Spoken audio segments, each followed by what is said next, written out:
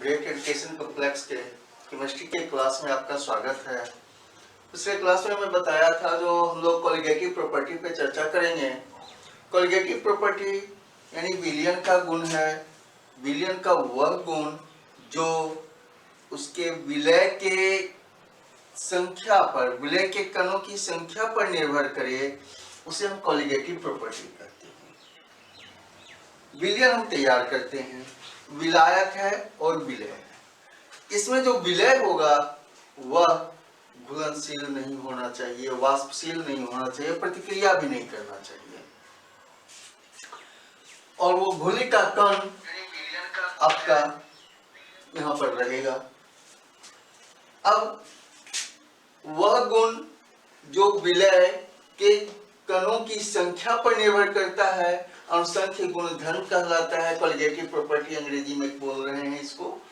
और इसमें ये जो प्रॉपर्टी को डिफाइन करता है उसमें पहला है relative lowering of vapour pressure. Relative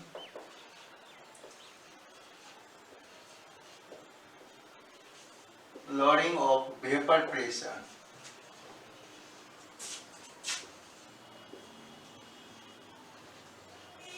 वाष्प दाब का आपेक्षिक अवनमन। दूसरा होता है एलिवेशन ऑफ बॉइलिंग पॉइंट।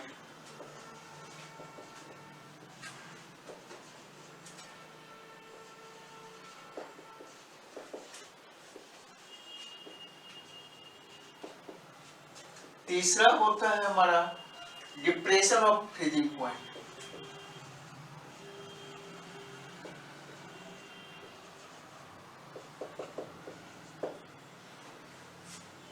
चौथा होता है ऑस्मोटिक प्रेशर।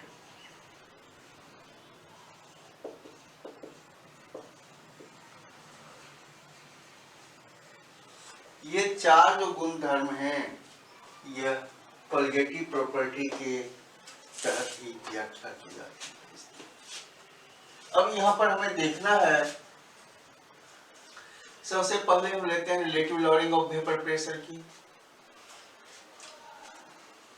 इसके बाद हम लोग देखेंगे elevation of boiling point. Boiling point यानी क्वथनांक। क्वथनांक जो है, जितना हम घुल मिलाते जाएंगे क्वथनांक बढ़ता जाएगा।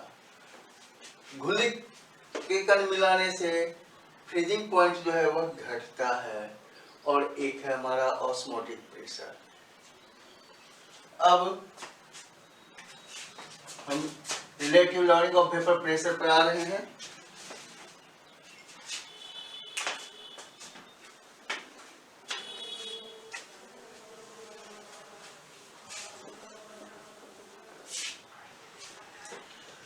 हमारा घुल अवाष्पशील है और प्रतिक्रिया विलायक के साथ नहीं करता है।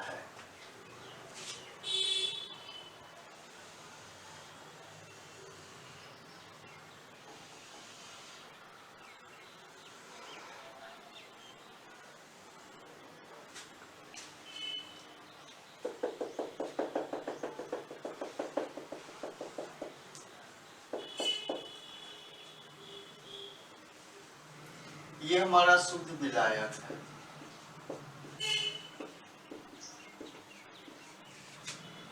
इसको हमने गर्म किया T degree C। T degree C पे गर्म करने से इसका वाष्प बना।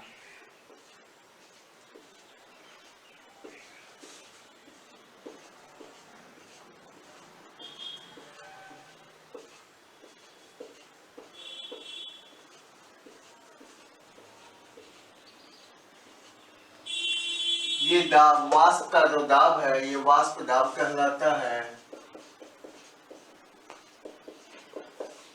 और ये वाष्प दाब हमने ले लिया P0 है, अर्थात शुद्ध विलायक का वाष्प दाब P0 है।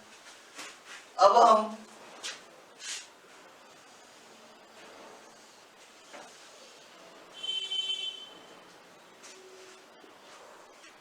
विलयन लेते हैं।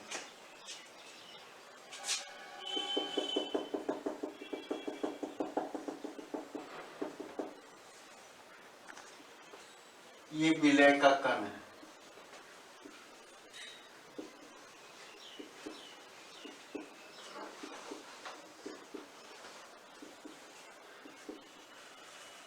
इसे भी हम T डिग्री C पे गर्म कर रहे हैं।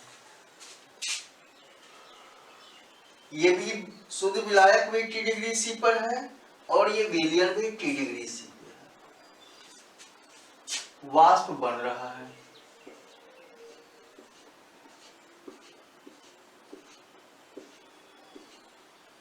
लेकिन वाष्प यहाँ कम बना।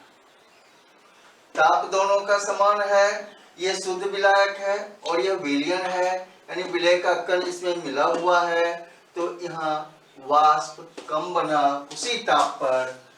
और इस वाष्प का जो दाब है इसको हमने ले लिया PS।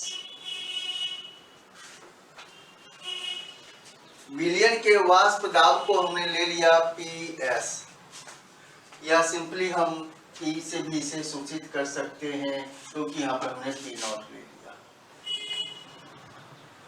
वाष्प कम बना है, विलायक के अपेक्षा विलयन में वाष्प कम बना है, तो वाष्प दाब कम होगा।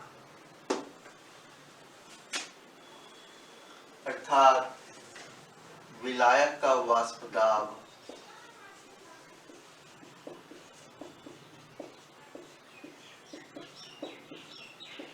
बराबर P नॉट विलयन का वाष्प दाब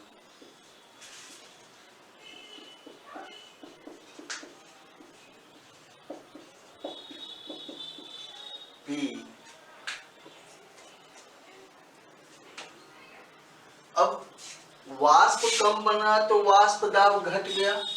वाष्प दाब घट गया तो वाष्प दाब में कमी कितने की हुई? वाष्प दाब में कमी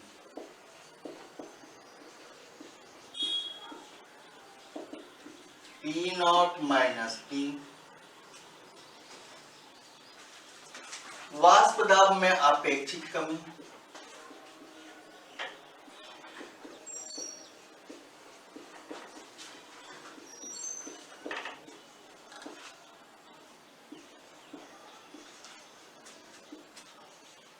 P naught minus P by P naught. अभी आपेक्षिक कमी हम निकालते कैसे हैं? इसे निकालने के लिए हमें ये देखना पड़ता है कि इकाई में कितना हो रहा है। शुद्ध विलायक का वाष्प P नॉट था। जब P नॉट था तो इसमें विलय का कण मिलाने के बाद वाष्प दाब में कमी हुई P नॉट माइनस P। तो P नॉट था तो कमी हुई P naught minus P।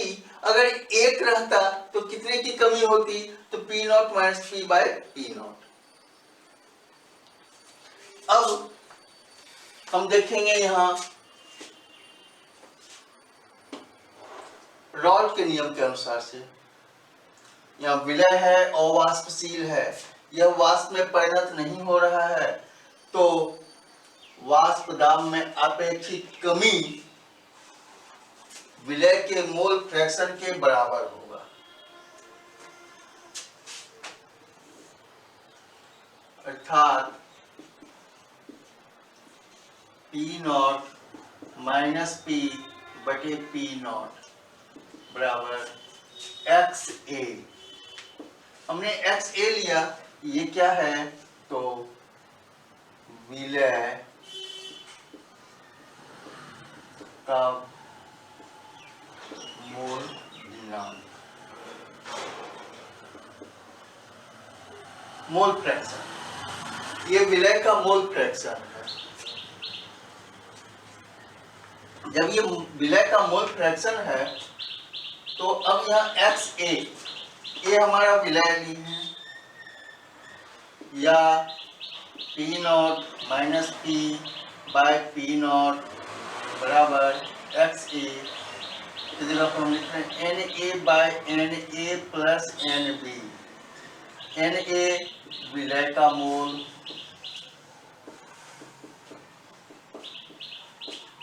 NB विलायक का मोल।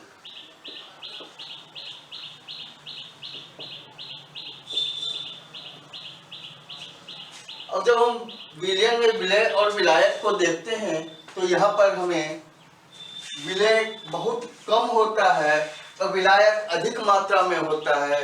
विलायक की तुलना में विलय नगण्य है।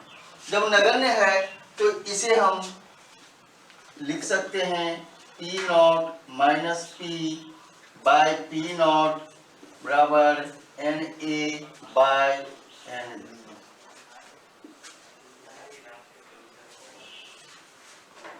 यानी घुली का मोल विलय का मोल बटे विलायक का मोल। Na जो है ये हमारा विलय का मोल, यह नगण्य है, इसलिए इसे हम छोड़ सकते हैं। और जो भी न्यूमेरिकल होगा, न्यूमेरिकल हम इसमें सॉल्व कर सकते हैं और इस तरह से आगे हम देखेंगे। जो भी न्यूमेरिकल होगा ये आप बना लेंगे और प्रॉब्लम होगी वो संपर्क करेंगे। मेरा मोबाइल नंबर आपके पास है। अगले क्लास में हम बताएंगे एलिवेशन ऑफ बॉइलिंग पॉइंट।